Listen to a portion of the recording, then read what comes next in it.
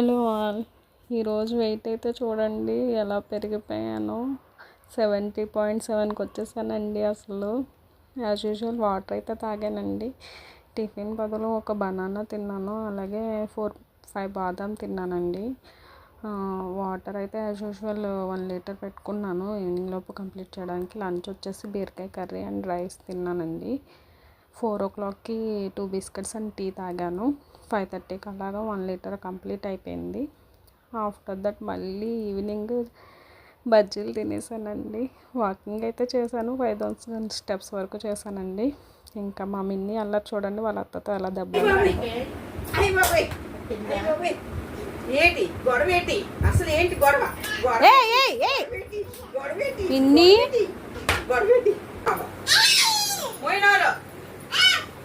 Shut up!